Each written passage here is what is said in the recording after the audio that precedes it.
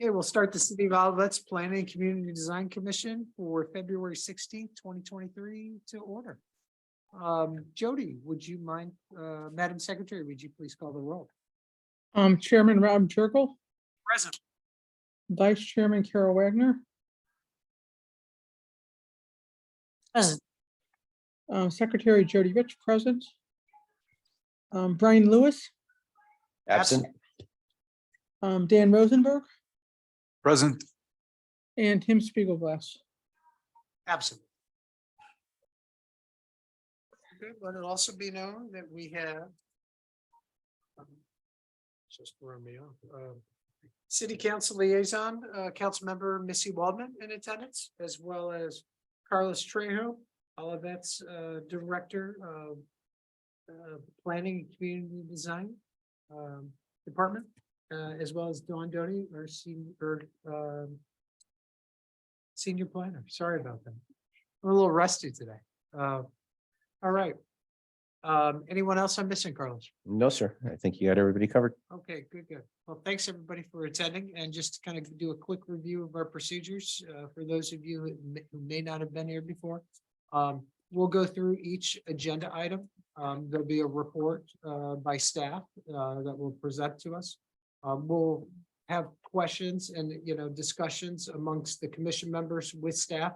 Typically at that time or after that, we bring on the petitioner and to discuss the petition, has some back and forth questions.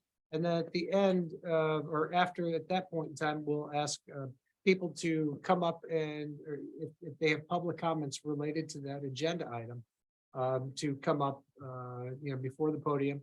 Raise your hand if you don't mind, so I can make sure we kind of keep it orderly. And we'll ask that you state your name and address for the record. And then we do also ask that you keep your comments as short and concise as possible.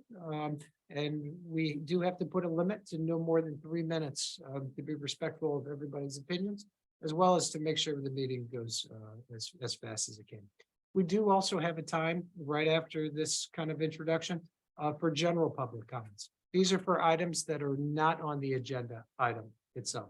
But if you do have anything that's not related to the agenda item, this would be the time. Once again, we do ask that people, come to the podium and state their name and address for the record. Okay, that being said, Carol, did you want to? We'll do that. Yeah, perfect. Okay. That being said, do we have any public comments for items that are not on the agenda item? Carlos, I'm not seeing anybody raising their hand or making any motions of the audience. Do we have anybody online? Check one second, sir. We have 2 people online, but nobody's raised their hand yet. If you need to raise your hand, it's at the bottom center of your screen. And if you do, if you're online, when we do bring you up, we do ask that you turn on your video and your microphone.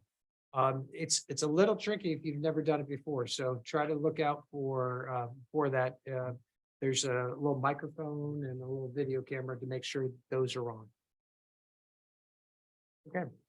Seeing none, Carlos, I think we'll move on, right? You see any? No, done. Okay, good. So we'll move on to item 4, which is the comprehensive plan update. Carlos? Chairman, I just want to inform everybody that we've kicked off the process for updating the 2006 comprehensive plan. The city council has contracted with Shockey and Associates or Shockey Consulting to represent and assist the Plan Commission with the adoption of the updated comprehensive plan in accordance with state statutes. The Planning and Community Design Commission, or the city's Plan Commission, is in charge of preparing the long-range community plan in there and maintaining that and updating that plan in there. Again, that's one of the delegated tasks that you have to do, and then the council can use that plan as a recommendation. So the plan is not a code or an ordinance. It is a document to assist the Plan Commission in its land use decision making in there. And we're getting prepared to kick off or initiate the comprehensive plan process in there. At the last coffee at the mayor, which I believe was March 8th, Senior Planner Doty, along with the representatives of the Shockey Consulting, were the speakers at the Coffee of the Mayor course, and talked about the schedule and went over some of the comprehensive plan process. One, of course, the plan defines the community's vision for the future, considers aspects of the community, involves lots of public input, and provides a framework for policymakers such as the commission and even up to the council level as recommendations. They stress that the comprehensive plan is not an instrument for immediate change. It's not an attempt to replace market forces, and it's not a zoning ordinance in there. There's solely a guiding document that the Plan Commission uses in its assessments and its reviews, and it also assists your planning staff to provide its analysis and its recommendations. So we are in the process of that. The advisory committee, which represents 3 members of the Plan Commission, is scheduled to meet on March 6th and go over the next step of schedule events, which includes the community engagement process and setting those dates throughout this spring and summer in there, provide a variety of opportunities of open houses, possible public meetings, and other engagement processes to reach out to inform about the planning process, to hear community comments regarding their visions for all of that, and then to participate in the development of that. The advisory committee serves the Plan Commission, but given your day-to-day activities and things you have to oversee, you delegated that task to the advisory committee to assist you in the process. They will come back to the Plan Commission and report back, and then the Plan Commission ultimately has the final review and adoption of that plan in there. And then, of course, that is essentially taken up to the city council too, because it's important to have the council involved in that process and that. So again, we'll be getting more and more information as we go through, especially after the first advisory committee meeting. I think that first week of March. Be glad to answer any questions or comments. Does anybody on the commission have any questions or comments? No, I'm going to take this opportunity to talk to the audience. You know, it's always great to have more than just a few people that are here. So this is definitely a great, time to kind of, learn about it and then also get your input. And it's also a really good time to, tell your friends, tell your neighbors all about it, because this way we can get a really good representation of input from the public. If we just are all in the room sitting with ourselves, it doesn't help things. So, look out for it. There'll be notices. They'll be on newsletters and also look at the website. Carlos, is there any other ways for people? Yeah, I will be pushing out information electronically, of course, through our various internet and web opportunities. We'll have information here, but the best way to get that information out is through your neighbors. Yes. If I might, if I might interject, signing up or completing the survey signs you up for the mailing list. So you can get on the mailing list for everything that is pushed out about the comprehensive plan, all of the meetings. The survey accomplishes that and gives, a preview of what kind of questions and what kind of issues we'll be tackling during the comprehensive plan. Right. All right. Thanks, everybody. All right, we'll move on to item number 5, old business.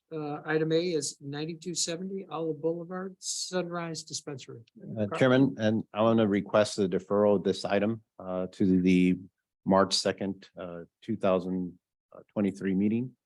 A couple of reasons for that purpose is Tuesday night at the city council meeting, the council considered the ordinance recommendations to chapter 450, which currently is our medical marijuana facilities ordinance. The commission reviewed the city attorney's recommended revisions to address adult use recreational marijuana. and forwarded that recommendation to the council. The council had their public hearing on Tuesday and motion to defer action on the ordinance. So at this point, we're still operating under the current chapter 450 medical marijuana facilities. The petitions that's been submitted is both for medical marijuana and adult use recreational marijuana. So therefore, it makes no sense for the commission. Well, the commission can't authorize or approve any petition until the council has adopted the regulations, and that will be at the council's timeline to do so. In addition to that, so we've had our first preliminary meeting with the developer, the petitioner, to talk about the concerns and the comments that we heard from our last public hearing. They're still working on revisions and trying to address those. So there was nothing further to present on those items. We have, in addition, received several comments, both from the Tuesday's public hearing, and you have a slide deck of comments that were provided by a resident as part of your packet today. And then we'll continue to collect that information and forward it to the commission as it comes in. Very good. Okay, thank you. Go ahead, Kurt. I don't mind deferring this, but I won't be here on March 2nd. Okay. So I had a couple of things I wanted to comment on. If I could go ahead and do that. For the, Just be sure to speak into your microphone so that the recording picks you up. if I could go ahead and just do that for the record, just so you've got it. That'd be great. I just wanted to remind the commission that this is an office use in our commercial district that's changing from office to retail. And the nature of the use requires that they get a special permit.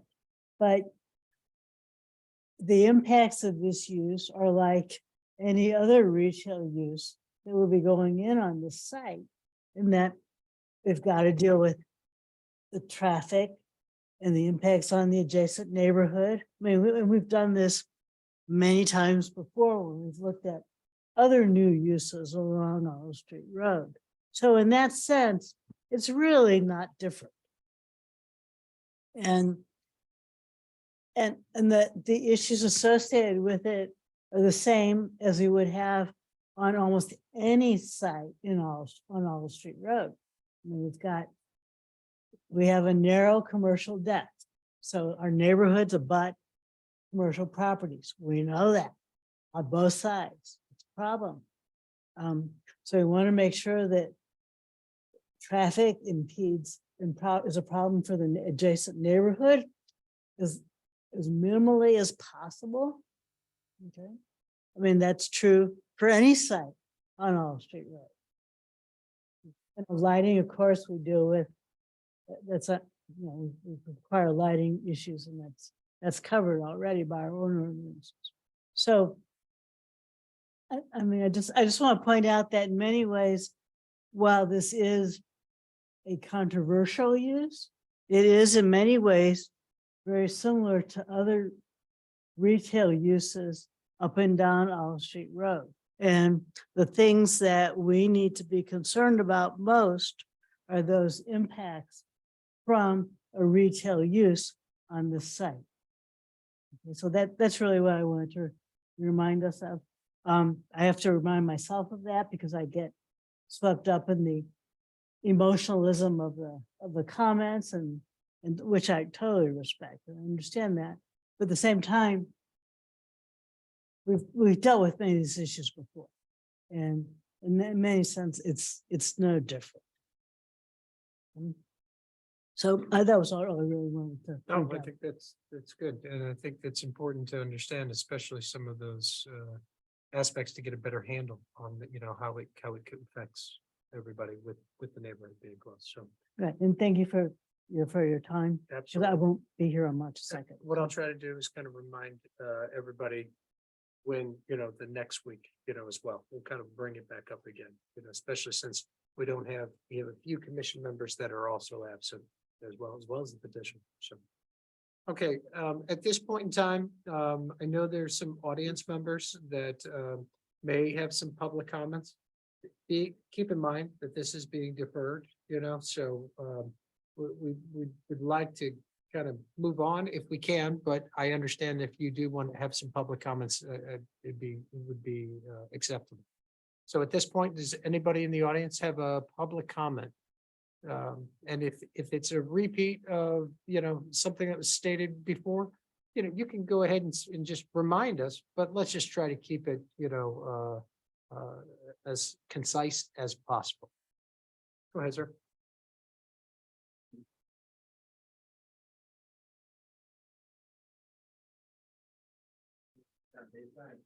Mr. Desai, can you turn on the mic? It's one of the buttons. Are we on now? Yeah, you're Thank you, good. sir. Awesome, thank Thank you. I'm Ishan Desai. I'm from 9318 Kenneth. Thank you for letting me address PCDC. I'll keep this really fast because I know I burdened you with that 27 slides, 27 slide thing. So basically I made it. I thought I wanted to do something new, look at every other dispensary in the area. And I believe, and with respect to you, Ms. Wagner, that the business does have some unique characteristics that separate it from normal retail. My family comes from a liquor store background, and I would not call that fully analogous with this at all. But anyways, I made it from just looking at different dispensaries across the region and finding out, if we can shape criteria for this specific permit. And what I thought was, we have to mitigate this building to a high standard because it has one of the worst locations in the area. As you go through the slide deck, I'll reference different slides later, but and what's unique about this is we can model that this dispensary will cost 32 nearby homes more than $500,000 in property value. I explained my modeling in the slide deck. Dispensaries also bring crime and have impacts in pediatric health. In addition, the proposed plan will burden this neighborhood with traffic and parking issues. If you need any more assurances of my sourcing or the information you got last week from Clean Air Olivet, there were 2 WashU business professors who spoke to it, that there might be impact on property value. There were 2 child psychiatrists, Robin Park and Reka Ramnajan. There are 92 occupied homeowners who all think the traffic is going to be a big problem. 60 signed Olivet residents. I got signatures right here if you want them. And basically, they just want you to take a second look at this. And some of that is a repeat. But when we look at the actual slide deck, if you go to slide number 3, you'll see why it's a bad location. Essentially, we talked about this before, but there's no fencing on the west side, no fencing on the south side. And as you go through and you look through the next slides, 4 through 19, almost every single dispensary in the St. Louis area, you're fenced off from residential, you have some greening on top of the fence, and they're basically hard to see if you live in a residence and you want to see the dispensary. And they're also very hard to walk to. And I know we talked, the city councilman talked about how variance and barriers, I don't really want to get into that, but just literally, they're hard to see, which is in your purview of, fences and trees and whatnot. In addition, if you keep on going through on slide 23, I have examples of ordinances that we can take. I cribbed some from the Clayton ordinance, but they're usually pretty good. It's limited hours. And adjacency and parking.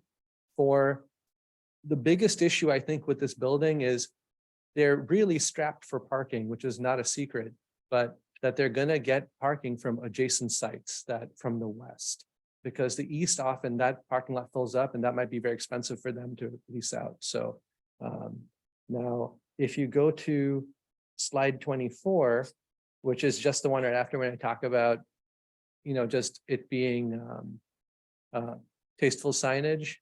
Slide 24 is great. Route 66 has a location in Manchester. This is the rendering they gave the Manchester City Council. It looks nice. There's no words like recreation, pot, whatever it is. And then, but then the rest are just different ordinances. I threw in one that was a little bit of a reach of putting cement barriers in the front and back, but that's specific to 4 different instances of cars ramming into dispensaries. So I figured might as well try for that one too. But if you go through, and now at slide 25, it changes. I wanted to give you opportunities to see different sites, and there's 2 sites in Olivet that are currently open for lease. One is the 9200 building, which is Vantage. If you flip, I'm not flipping through it right now, but if you look, 25 is the Vantage, so you'll see it, or that's when it starts. And then it'll have, if you're not familiar with it, it's the corner building in the Sugar Fire lot, and it, They have a drive-through. It's a big space. It's a little bit bigger. I think I'm not sure, it's like, Carlos, do you know how many square feet the 9270 is, like 5,500 something? It's 4,900. So it's about- this one's a little bit bigger and, it's a hardened brick building and all that. And it's been available since December. It's vacant. And there's a second building that's at the 9514. I'm going to top down my head. It's that little strip mall that just came up. I drove around it this morning because I didn't have pictures on it on Google Maps. They have nice brick facade on the outside, and the east side of it is rented out. So they don't have the multifamily exposure. So if they hypothetically rented out the west side of that, that'd also be, what I mean is we can look at these examples, that there's good examples in all of that where, you're protected from the community and all that stuff. And we can look at that. And as you look through all these examples, that we can work to have a higher standard and reflect that on them too. I got it. Thank you. Appreciate the effort. Chairman, I will do one note that I think is important, because there's been several references to the signage.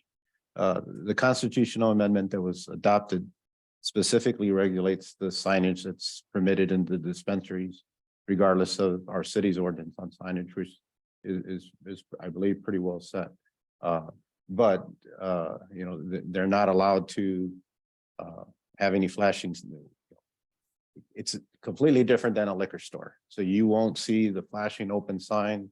You won't see the Budweiser poster in the back and you can't have any emblems resembling cannabis type products in there. So that's going to be universal.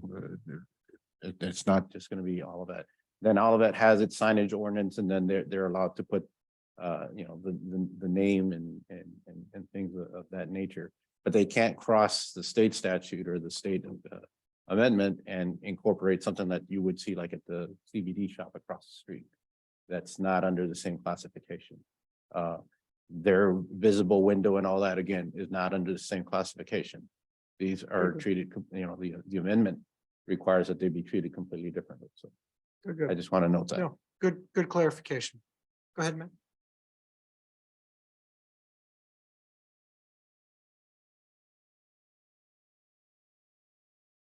Schatzkammer Miller, 36 Pricewoods Lane. I'm going to leave out a lot of what I was planning to say because Ishan really said everything already. But I just wanted to say that this retail business is unlike any others. This isn't a harmless drug. These businesses do harm just by locating in neighborhoods. A National Institute of Health study showed that the mere presence of dispensaries leads to an increase in marijuana abuse hospitalizations. The greatest increase in users since legalization is young men, and higher levels of abuse are seen in adolescents where dispensaries are present. To protect our young people, we must move slowly in allowing marijuana businesses to locate in Olivet. If you lived on Dolores, Kenneth, or Tess, you wouldn't want this business on your street. If you lived near Olive, you wouldn't want to live close to a dispensary. How safe would you feel with one of these all-cash businesses in your backyard? I think we all imagined them being patronized by cancer patients. I know I did. That's not what's happening. When I went to Goodwill on Olive over the weekend, the parking lot of the dispensary next door was full and cars were lined up on the street to get in. Imagine adding this traffic load to Olive and Dolores. Thank you. Go ahead. Name and address. I'm sorry. Stephanie Todd, 7 Heather Hill Lane. Yeah, so I agree with everything the first speaker said. Just one more thing to think about. Because we all agree that traffic is going to be a problem, especially on Dolores. But I think that any retail store, they should have sufficient their parking should be contiguous with the business. Because one of the solutions that was kind of alluded to by the owner last time was, well, he'll get some overflow parking somewhere. That's going to be making more of a mess. You're going to have people circling the parking lot and then going somewhere to find the overflow. I mean, if a business doesn't have sufficient that should be just a requirement for any business. They should have sufficient parking for their business. So just something to think about. When their permit. Good, thank you. Go ahead.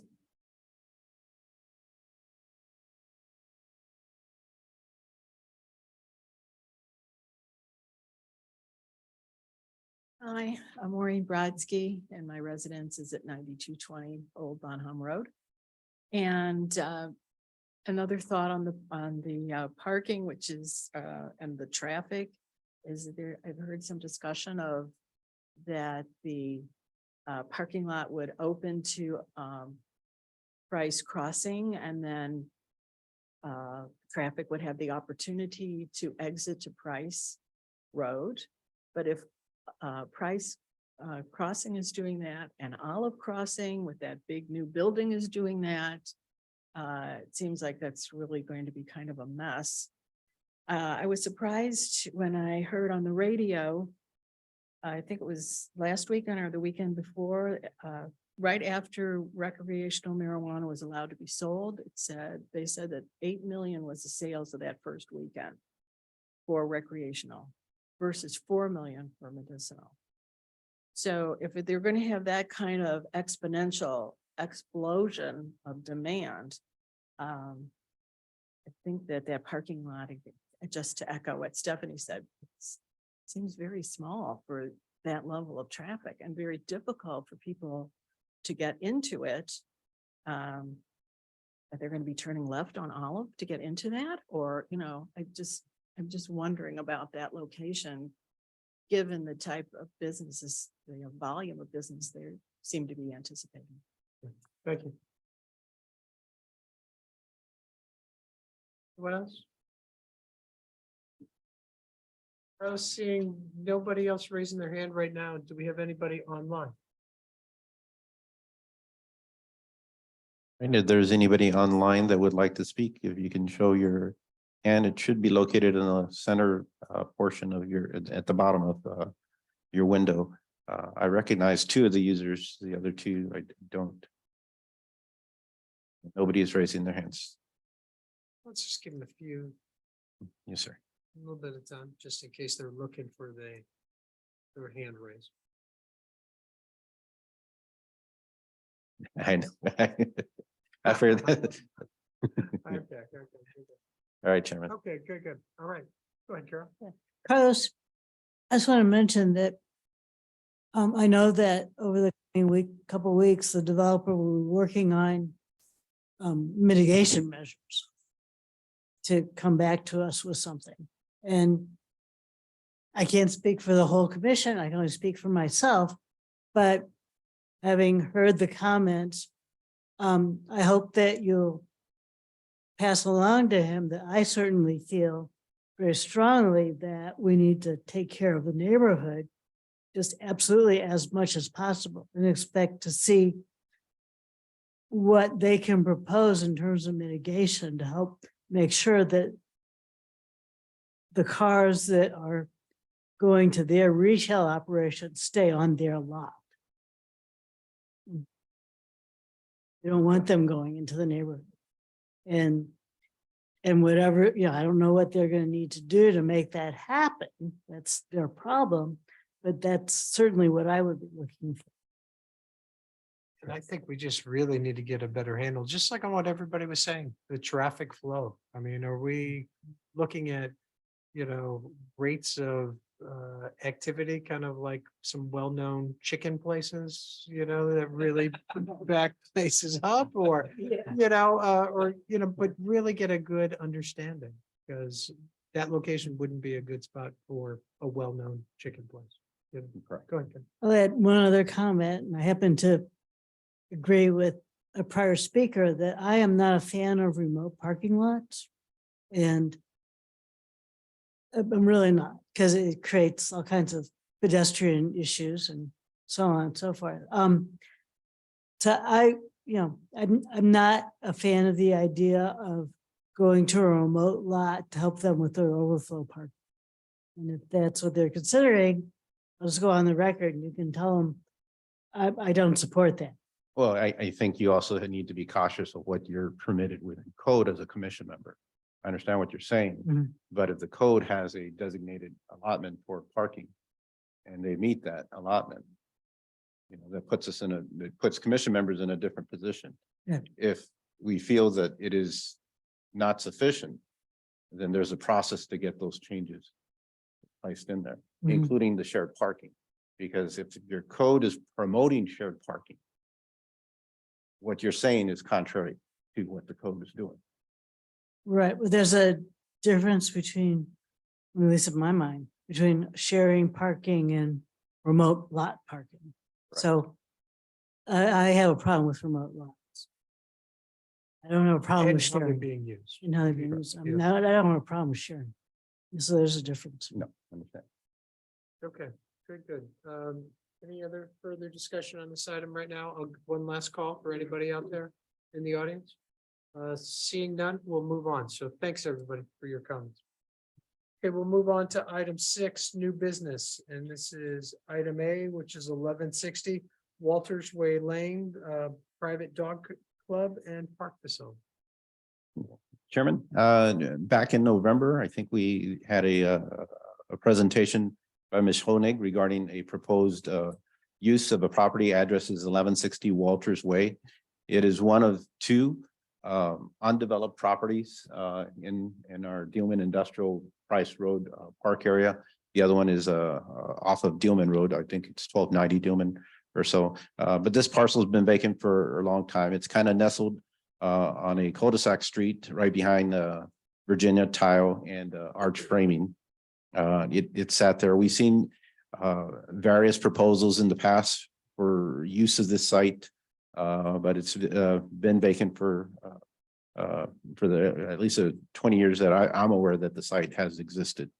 And there, Ms. Honig has purchased the property, and they came before the commission with the proposal to operate somewhat of its private dog club and dog run park facility in there. And the presentation that was provided is available on our YouTube channel. I believe it was the November 17th meeting. I mean, had be off a day or two on that, but it received a pretty overall, the consensus of the commission was pretty favorable with the design and proposed use. So the next step was to assess our ordinance to see how a use could be put into place and in use in there.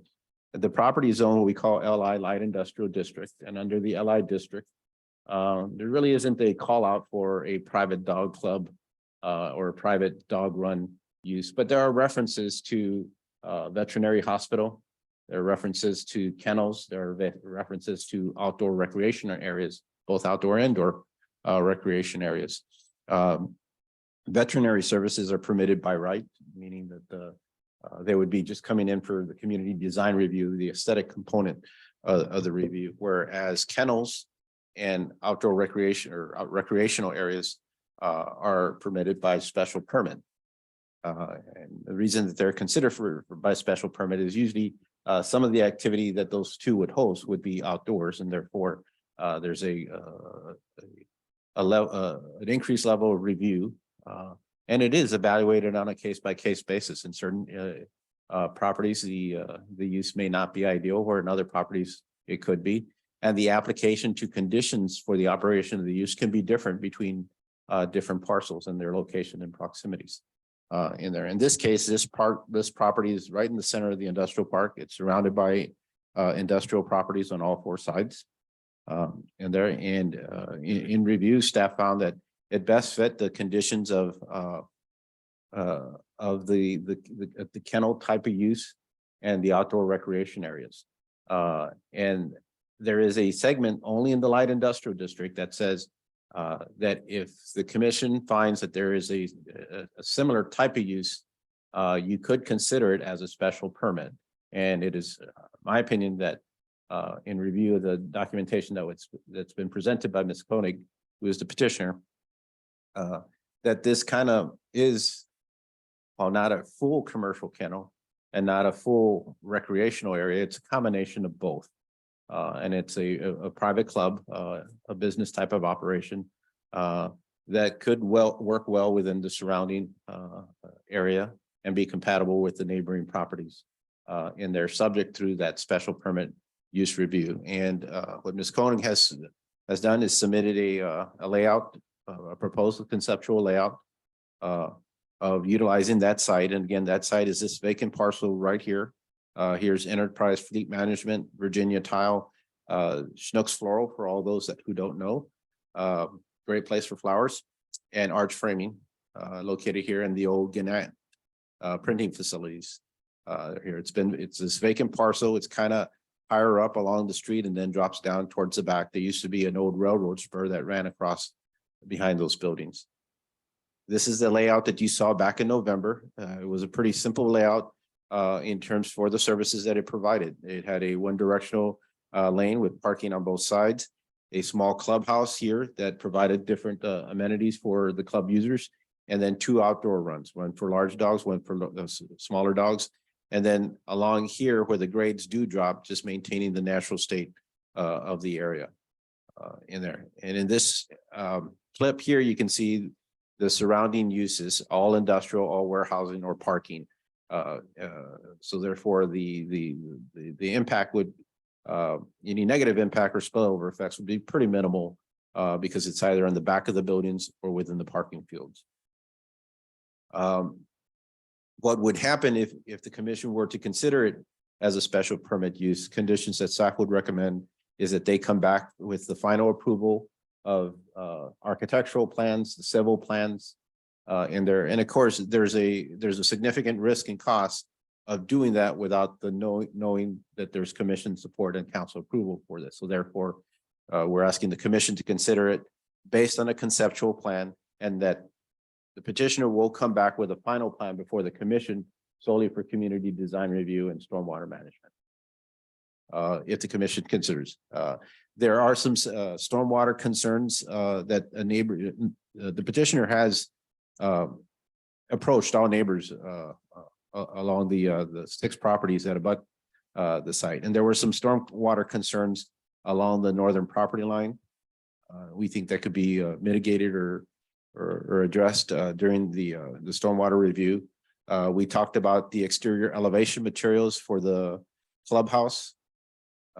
We talked about the fence enclosure in there. We'll get more specific in the details when they come back with their final approval, but ensuring that it's either ornamental or a well-coated fence in there and nothing that would be outlandish, which I know Ms. Cohen doesn't intend, and that the lighting be in compliant with our chapter 428 standards and including ensuring that the color temperature is below the 4000 K in there.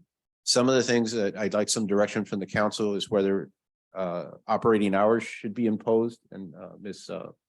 Honig, the petitioner would like to address that because she does have some hours for the commission to consider. And then the fence placement. And the reason I have that is under the land use ordinance, and you know, there is a fence code, and then there's our zoning regulations. And the zoning regulations require setbacks for the structures on the site. The fence code says all fences, you know, are treated differently, and they could go up to a property line. So the question here is whether, if the fences that enclose the dog run, does that mean that the dog run fences can go all the way to the property line and enclose the yard area because they're not structured, or should, because the use that happens within the fence enclosure be subject to the side to those setbacks in this case. It's not I need to make it as an issue to the commission to consider and discuss. But if you look at the aerials, the fences would abut just the back parking areas of the 2 sites on the north and the south. It would have no impact on the western side. But I felt I need to bring that to the commission's attention. And again, Ms. Honig will also comment on that. So I think that provides an overview of staff report. I'd be glad to answer any specific questions in there, and if not, the petitioner is here too. Carlos, have we heard from the surrounding businesses about this at all? I've talked to one owner of the property in the north. The others, we've informed them. I know Ms. Hogna has reached out, but I have not received any direct calls from them. Okay, so you haven't gotten any feedback from anybody? Well, not directly Okay. to me. I think the petitioner can probably better address your question. Okay. Any other questions or comments? Seeing none, I'd say let's hear from the petitioner. Good evening, Kimberly Honig, 1160 Walters Way. When you say hear from the petitioner, you just want me to address those two questions or there's something specific? If there's any updates, Carlos mentioned that you Okay. wanted to address us about the Okay. operating hours and, it's been a little Yep. while since we last spoke. So if there's been any changes or updates, that'd be great. Right? No changes per se, but just to add some context and answer that question around the hours. I haven't changed from my proposed that I mentioned before, but I think the reason why it's helpful to address this now is he's augmenting your current kenneling special use permit, and there are specific hours that are stated in that. I think it's between 8 PM 8 a.m. and 8 AM and And 6 6 p.m. PM. And what I had proposed was weekdays, Thursday to Thursday, 6 AM to 8 PM. So earlier than your kenneling regs and a little bit later. And then your weekends, Friday and Saturday, 6 AM to 9 PM. And the primary reason for that is that this is really going to service a wide range of different needs. You have different work schedules, you have hourly workers, you have shift workers, and allowing people to go out and exercise their dog before they go to work. And then when they get home is very helpful. Also, if they're coming to do a social activity, extending a little bit later in the evening past 6 PM is very helpful. So that was the rationale behind the proposed hours. Any questions on that? I think I'm personally okay with the later hours, but the 6 AM. I just wonder how that, we don't have any residences around there, so I feel Correct. like that shouldn't be an issue, so, but do we limit construction on industrial sites? Any construction regardless of zoning designation is 7, the earliest is 7 AM. That's the only thing, I get your need or not your need. It's not but my your- need, it would be your community, Ex- because Exactly. a lot of folks are getting in their car to head to work at 7. So if you need to take your dog to, to go run out some exercise before you leave, you really need to do it before 7. Go ahead, girl. Yeah, the construction hours are really designed to help residential uses, keep the noise down. Yeah. And there's so much going on in my neighborhood. I appreciate it very much. But we're talking about a use in an industrial area Right. where that is not really a concern and not anywhere near as concern. I, And if we're not hearing otherwise from the industries that surround, I'm kind of thinking it would probably be okay. I'm not real excited about making an exception of this one use, but I'm not really seeing a reason why not to. Understood. Understood. Any input or any thoughts? Yeah, I guess the only downside for earlier hours, I mean, there would be a little bit of noise because you have traffic and then dogs barking things, but yeah, it's most of those other businesses probably aren't even operating. So, I mean, I guess since we haven't heard from them, And we don't restrict the operations of the facilities in the industrial park to certain times either. Correct. So, okay. And I'll just kind Yeah. of. Sorry to interrupt. And Chairman, I apologize, Commissioner Rosenberg, for interrupting, but again, we haven't heard from them because the petitioner and Ms. Honig can talk, has made effort and has spoke to, at least you've made me aware of 2 or 3 of them. Yep. In there, so it's not that we haven't That discussion okay, hasn't yeah, taken place. I just want to make sure. Do you want me to address that real quick? So Sure. the facilities manager in charge of the enterprise, and I've tried several times to reach her. I think she manages multiple facilities and isn't interested in talking to me. So I take that as she doesn't have a problem. And then since Carlos reached out to her as well, I think she would have voiced a concern. The Virginia tile and the one on the north of the property, they were both favorable. Virginia tile, I talked to Steve Singer, I believe. Yes. Steve Sanger, great, very interesting gentleman to talk to. I really valued his depth of knowledge in this particular area. The only thing he brought up was for me just to be aware that the times of his deliveries, they're just going to be blocking Walter's Way as they get their trucks in there. So it was more of a, hey, just so you know, this is what's happening. They didn't have any concern with it. And the arch design, he actually thought it was very favorable. A lot of his employees since the pandemic work remotely. They're of artistic career field. And he felt like this would be a great thing he could throw out there to try and get some of the folks back in the office. So he was favorable as well. And he did mention to me when I was there about the water runoff, and I don't see any issues with us trying to address that during construction. Very good. Okay. One other quick question that I had, unless you have other things that you want. Fencing he Yes. brought up, we do want to talk about that real quick. Mhm. So I agree with the point that Carlos made that I don't know that it needs to be as stringent as a structure. These aren't structures and there's really no impact to the neighbors in terms of activity going on. But I also want to be respectful of the fact that we are going to try and address visual barriers with landscaping materials, even if the fence itself isn't a visual barrier. And Carlos and I talked about that as well. So obviously it would benefit me if I could do the perimeter like a normal fence requirement.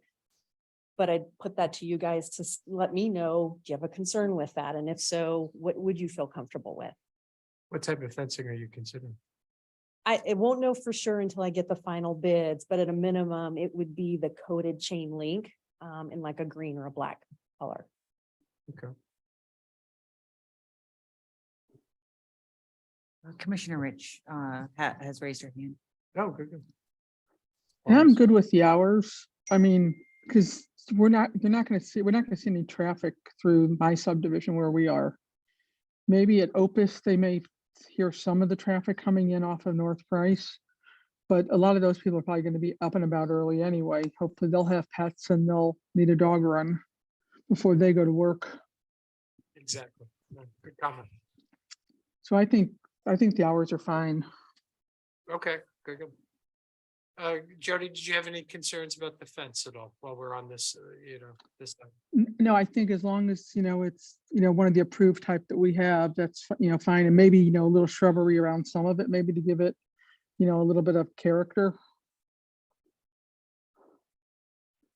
Yeah, I think that's a great idea. Go ahead, Carol. So, I'm thinking that if we ask the petitioner to put two fences up, one for around the site and one around the individual dog runs, that we'll be creating an area in between the two fences that are difficult to maintain and for not much reason. I agree. So it would potentially become, unused space, which Right. doesn't help anybody out. That's my concern is my supposition about that correct? Is that? Yes, not to mention the cost. It's a lot of square footage to cover with fencing. I thought exactly. So I think in this case, a single fence would work. Yeah, I agree. I also don't have any concerns about going over the 5 foot. But I wouldn't want it up on the property line. Just because we got people parking that may not be comfortable with big dogs, That's just fair. to get a little bit of space, away, I think might be helpful. So just to reiterate, to make sure I heard you correctly, not on the property line, but Yes. somewhere between 5 feet in the property line. Yeah, I would say a minimum, I'm just gonna throw out 2 feet, I'm just kind of looking at some sort of I thing. think that's fair. If somebody's really, scared of large dogs. We what- would need that for landscaping anyways. I think that's very fair. Yeah. Okay. Carlos, any thoughts on that? Nope. That sound, okay. Okay. Any other items we want to discuss? My only concern too, looking at the site plan, I'm just curious about the drive distance between the parking. It looks a little narrow. I know, I like the slanted, entrances. I think that makes it easier. But I'm just wondering if another foot or two would be better to, just to make it easier for people coming in and out. Okay, But I'm not sure how that impacts, being able to slide everything. you all have one of your parks and Carlos, you can remind me, and I went and looked at it, that has, I think it's your only one that has slanted parking. I can go over and check that out and kind of, what do you call it, measure it Mhm. and see what you guys did on that one. It's the one that's under, no, that one's not under renovation. Villa, I think maybe Villa Park. Villa, that sounds right. I'll go check that one out. And I'm not sure what standard or anything. Okay. It was just Yeah, a quick observation, especially when I was comparing it to the other parking lots, that show up on this area. okay. So note, just a note, and again, when the final plan does come in, it will be something we'll take a look at. But the code does outline a specific minimum that even that one-way aisle has to be, and it reflects pretty much to ensure that the fire truck or ambulance can go through that. I believe it's 15 to 18 feet. But when we go through that review, we'll make sure on the specific. Right now, we're looking at it as conceptually it can fit. There may be plus or minus some changes when you get down to the specific. But your civil or your architect will see those. Yeah. And apply them. Go ahead, Karen. Okay. So, I think at this point, Carlos, you were asking if we like the concept, so the petitioner would know and you would know if they should take it to the next level, and I think that's fine myself. I think it looks like it'd be a really interesting use for all of that. And I think the location's fine.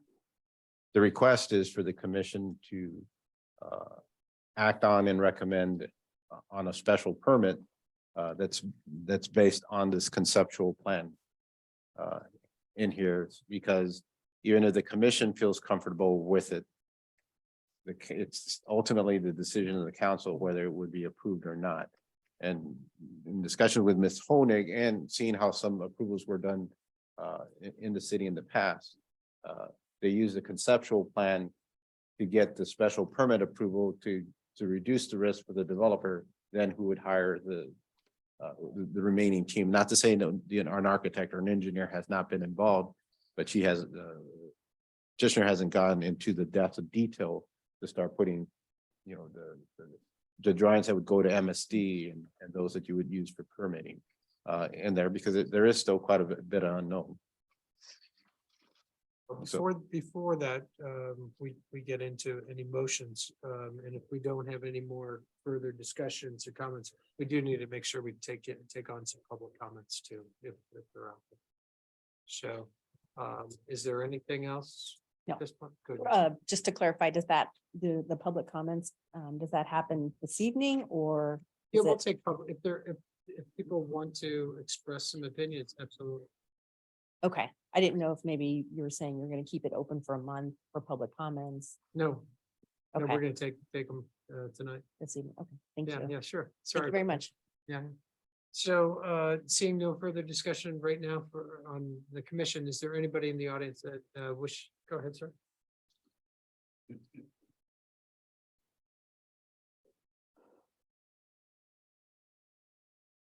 My name is Hanks, and I'm the Director of Operations at Arch Design, 1188 Walters Way, so the neighbor directly to the north of this petitioner.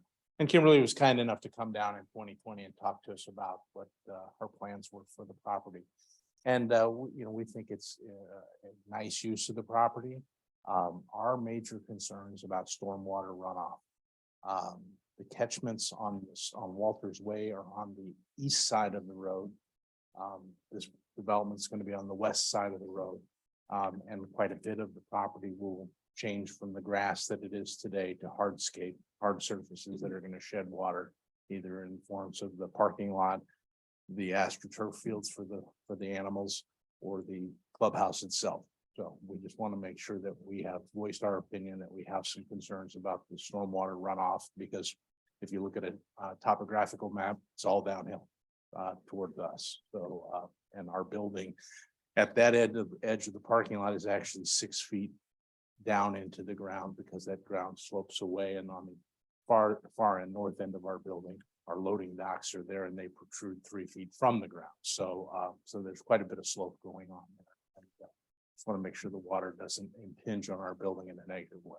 Oh, that's great. And thank you for bringing it up and letting us know. So All right, thank you. thank you. And Mr. Stout, just to make sure, on the monitors behind us here. But that inlet, there's an inlet like right around this area past, once you get into the asphalt. Right, yeah, Parking it's on, area. it's on the other, it's on the Correct. east side of the street, though. It Correct, would be that one, nice yeah. if it were on the west side, be make life easier, I think, for And everyone. then back here, Enterprise has a large detention basin. And then behind arch framing, there's another detention basin back there. And that's probably about the low point, correct? Right, and that drains into the creek. Into that's the creek, behind- yes, sir. behind it, So, Which is the beginning of the river to Pear. yeah, that's So, correct. sir. Yeah. Anybody wants to go for a boat ride? All right, thank All right, you. thank you. Thank you. Sir?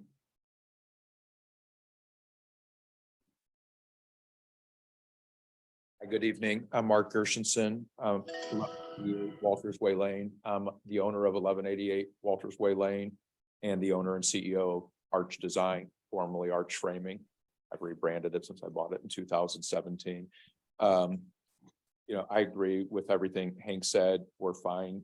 We think with the business going in there, we think it's an interesting use of the business.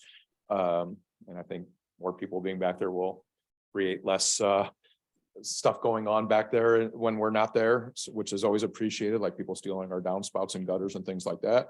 The stormwater is our major concern. We invested considerable amounts of money in the building and upgrading the building to try to attract the staff back to the building.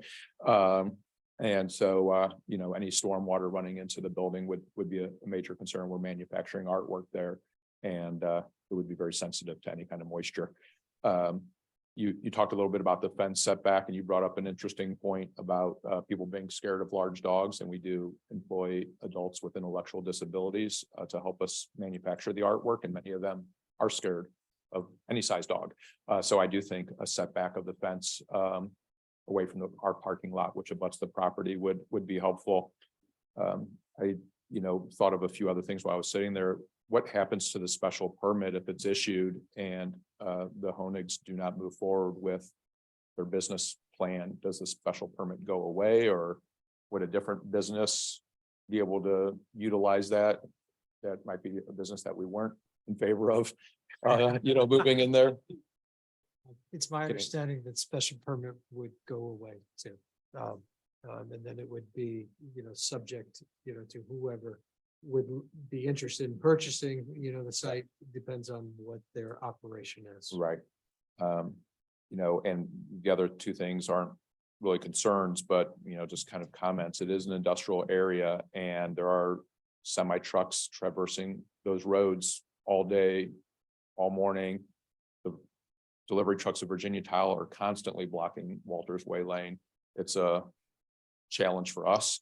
And getting our employees to work. We cut through the Enterprise parking lot often to get around those trucks blocking the road. So there is a concern that, you know, consumers and or homeowners or dog owners and you know, these industrial and commercial truck drivers coming together on these roads, you know, there's certainly chances for conflict and disruption, but you know, hopefully they'll be patient. I'm glad you know the guy from Virginia Tile. You're going to be talking to him a lot about those trucks, I have a feeling.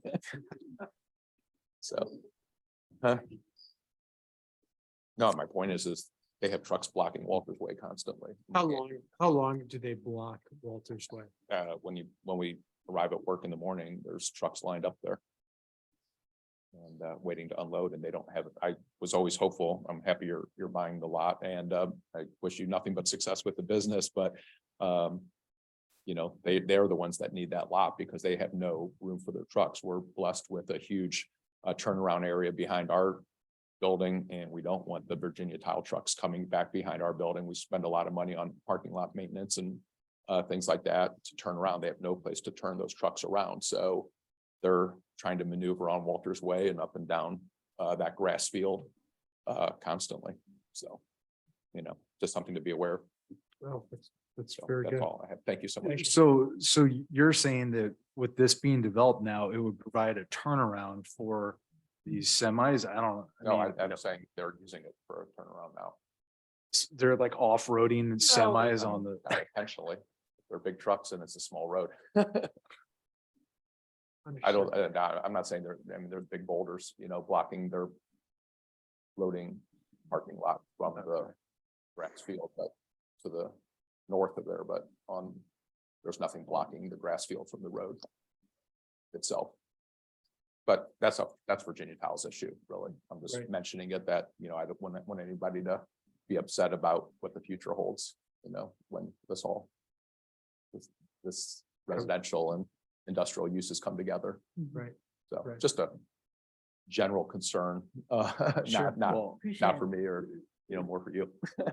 Really. I mean, just from what I'm seeing here is the semis are gonna use this development to turn around. They're gonna turn into your one-way street and go through your driveway and turn back out on the Walters. I don't think they're ever gonna be able to make that left turn. Or they, okay, so, well, then they'll be using it to, That's They're all gonna be using something to suggesting turn is around. These, you know, we've had our own run-ins with the commercial truck drivers, asking them to move their vehicles and, you know, watching them struggle to maneuver in that tight space. I mean, they really don't have appropriate. Are they doing like a 3-point turnaround? I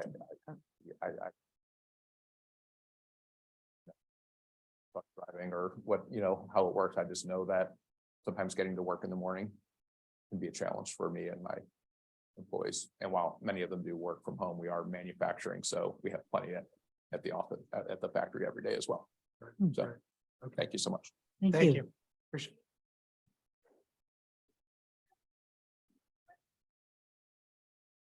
It might be better if you guys talk in the back or, you know, oh, about the fencing. Oh, go ahead. Yeah, you can ask the question. Right. Sorry. We haven't met. Hi. Nice to meet you, and thank you very much for bringing up. Can you the- come up to the mic? Absolutely. Thank you very much for making me aware of your staff and their special needs. Clarifying or question for you, would you feel more comfortable with a setback or a solid fence? Like, does one, Just to make sure that there's a shepherd standing with the fence barking, that it's not intimidating. well, that's why I was trying to visualize like a vinyl, they're gonna be 6 feet, but would you think, not having worked with them, do you think they'd be more comfortable not seeing it, or if they can see it, but it's further away? You know what I mean? Yeah, I think less visibility and the further the distance would both work in the, But- but I can tell you which. Don't have a that. preference?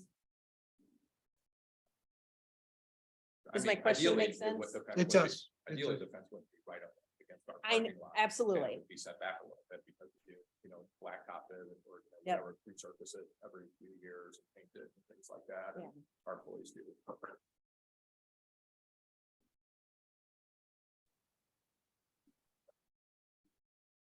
Diners, our office employees park on.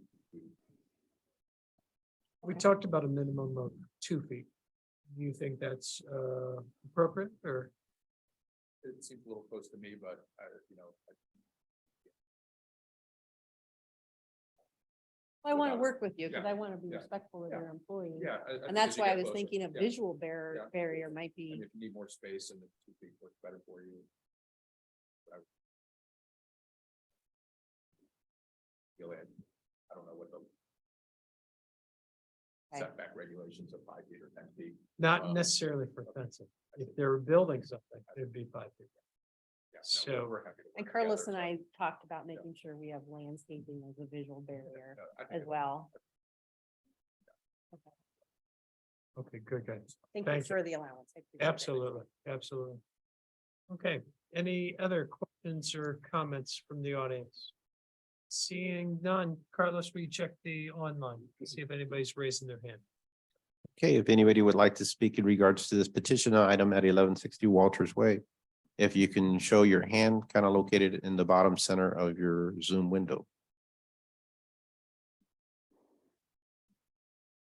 Chairman, I see none. Okay, good, good.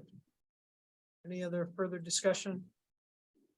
Any need or after there were some comments, any need to increase the buffer, the fence buffer? I think if we're doing the landscaping, as well, I think that'll be good. Okay, so seeing that, no other further discussion, do I hear a motion? Chairman, Go ahead, Karen. I'd like to forward a recommendation to the city council to consider authorizing a special permit use for the operations of a private dog club and dog run park facility at the property addressed as 1160 Walters Way Lane, and approve the petition for a conceptual site plan and concept stormwater management plan as illustrated in the permit plans as presented on February 16, 2023. As presented before the commission, noted in the memorandum from the Department of Planning and Development dated February 16, 2023, subject to any staff conditions noted therein, and see this attached under the staff report. Motion's been made, but I got a question, Carlos, and it's because this says concept stormwater management plan. There's not much written there. So is it really a concept stormwater management plan, or really are we just looking at a conceptual site plan? Probably a conceptual site plan. Because since this is an unimproved site and it's also a non-residential site, a site, the final approval would be to the Metropolitan Sewer District through the specific set of civil plans. And although those will also be brought back to the commission as part of the final site plan. I struggled with this because in accordance to the code, there needs to be notation of some type of concept plan in there. I think it could, For stormwater management? correct. Hmm. In this case, it would be some type of, what MSD ultimately would recommend in there. And then, of course, consideration is noted about the concerns that were expressed by the property owners at Arch Freight. So it's not necessarily maybe a concept stormwater management plan, but it's more of a concept stormwater management. Would be sufficient. Yeah. Mhm. I know it's minute details, but I No, just want I to make sure appreciate that we don't necessarily make it look like we've approved a stormwater issue when we really have. Okay, so Is it the motion with comments or is it the motion as? As noted, except that the concept stormwater plan. Conceptual stormwater. plan. I guess what we're saying is it's not the actual stormwater plan, it's just a conceptual stormwater. management. Conceptually, what we want them to mitigate is the issues that are impacting 1188 Walters Way. understood. That I think I understand. I guess what I'm getting hung up in, it's, just a I mean, I just- yeah, it's just that I think of a plan word choice. versus site plan versus, a plan to manage. Maybe I'm I agree with splitting. you. You do. All right. How should we call it? What should we call I would just remove it. In the end of the day, a plan has to be approved and it would probably come in with your civil set. it? How about we call this conceptual site plan and stormwater management concept?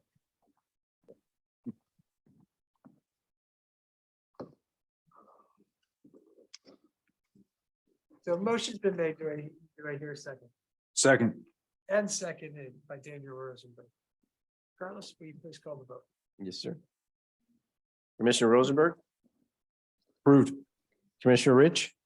Approved. I should have this off. Commissioner Wagner Approved. and Chairman Dragell. Approved. When the motion passes unanimously, that motion is a recommendation, will be forwarded to the city council and will be considered for first reading at the council's next scheduled meeting on February 28th. And I'll coordinate with Ms. Honig regarding that, and then a public hearing would be scheduled in the early part of March. Okay. Now, there is no timeline for Ms. Honig to come back with the final set in there, but we'll follow up and get an idea from her of what the anticipated schedule is. Okay, that sounds great. All right. Okay, so we'll now move on to item B, which is 9680 Olive Boulevard, Good Faith BP Amico. And Chairman, this item is, I'm also requesting deferral. There was some questions by the fire chief that had not been resolved, and so we're still kind of in the review process of that. So I don't have anything Okay, further for you. very good. So then we'll move on to other business and meeting minutes. And I see we have meeting minutes for December 1st, 2022, November 3rd, 2022, November 17th, 2022, and October 20th, 2022. That is correct, Chairman. So we're trying to get codified and catched up on the various minutes from the past year, and then these are being forwarded, of course, for your acceptance. So there, you do have 4 sets, and we'll probably have another round of multiple sets at the next meeting. Okay, good. Anybody like to acknowledge receipt of these meeting minutes? Mr. Chairman, Go ahead, Kurt. I would like to acknowledge the receipt of the meeting minutes from December 1st, November 3rd, November the 17th, and October the 20th.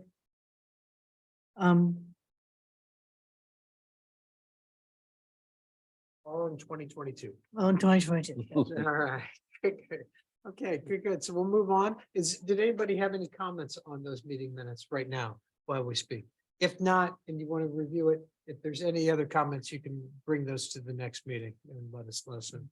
So we'll move on to staff reports. Carlos? Chairman, just again, the process of initiating the comprehensive planning process has begun.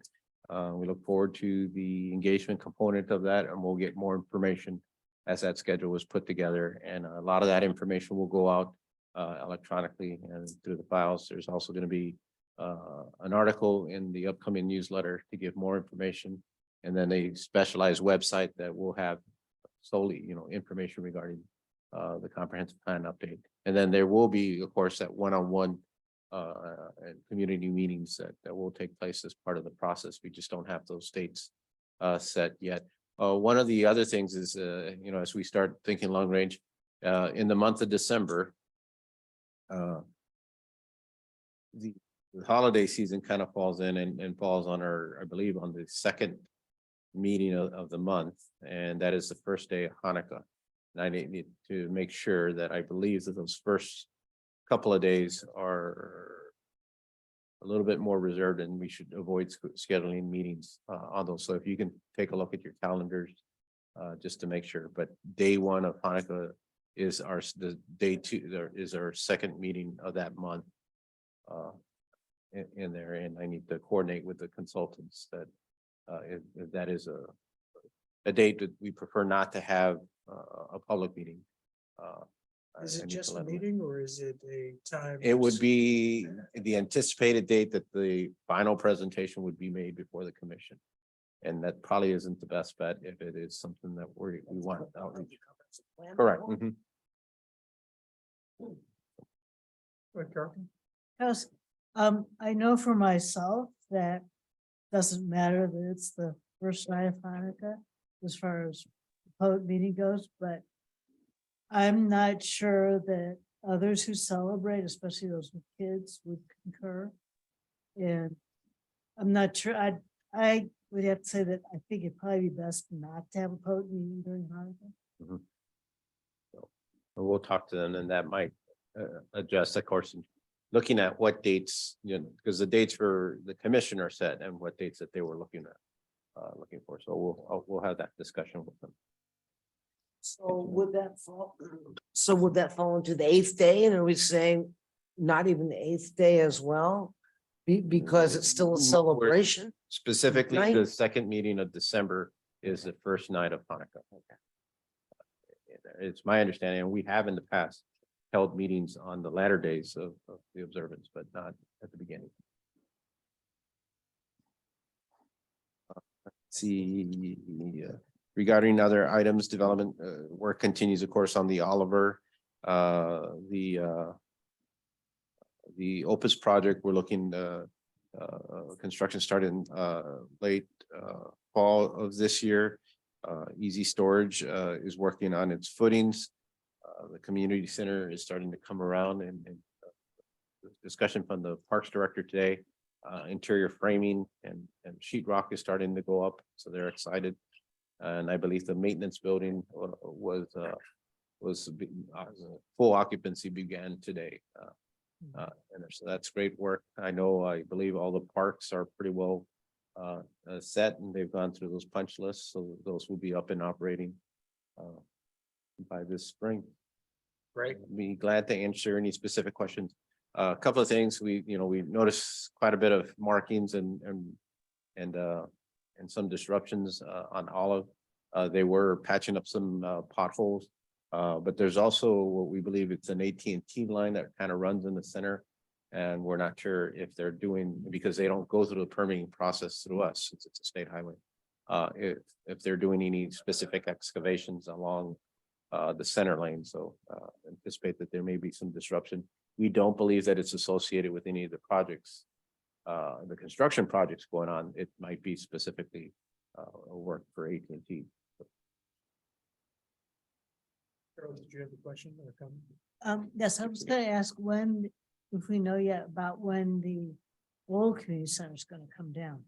I believe the abatement is complete and it should be by the beginning of March, I think, is what they were anticipating. In there, so it's not too far away. But I do believe again that the abatement to send that took a little longer than what was anticipated. The neighborhood's excited. That's great. Any other questions or comments for Carlos? Otherwise, Missy? As usual, Carlos does a great job summarizing. Yes, it's our understanding from the city council, city manager report, the mitigation of environmental is all completely and totally done. The two things that, I'll call it a punch list. We know there's a punch list. The water phases to Indian Meadows and Earthside. Is it Earthside or Villa? In the spring, that the gate or whatever goes around it, and the testing of the water flow will occur in spring. And beyond that, it's just punch lists. We're gonna go take a look at the community center, the council, and some of the park members soon to see what's happening. I kind of drove up there yesterday. Windows are in, it's exciting. It really is exciting. You guys have done a great job. I don't really have much in addition to add to Carlos's report. We did hire Stone Consulting, and we have begun the process of doing what's necessary to hire a new city manager as Ms. Sondag is retiring. And that's kind of pretty much it. Very good, Missy. Dawn, I'm curious about how your coffee with the mayor went. I think the coffee with the mayor went really well. It was an interesting conversation that, Beth was able to, I think, illuminate how the comprehensive plan is and is not, which I don't think that a lot of people really understand or necessarily appreciate why we need a new comprehensive plan. or what the purpose is. I think that people are wary, but at the same time, like as they are able to continue in the process, I think it'll become more apparent. So it was very interesting to see the comments from, and to talk about demographics with such a specific part of the demographic spectrum. So, and really kind of get commentary therein. That's really all I have to say. Was it widely, was there a lot of people there or was it? About average. Yeah, it was a little bit of a light crowd, but I might have been also lightheaded. I don't, I couldn't tell what was going on beyond what was right in front of me. So, okay. Well, I'm sorry I missed it. It's online. So if you would like to watch Oh. it, you can. Very good. Very good. All right. Any other questions or comments? Otherwise, we will close. What's that? Actually, we'll close the meeting at 8:23. Thanks, everybody. Thank you, Chairman.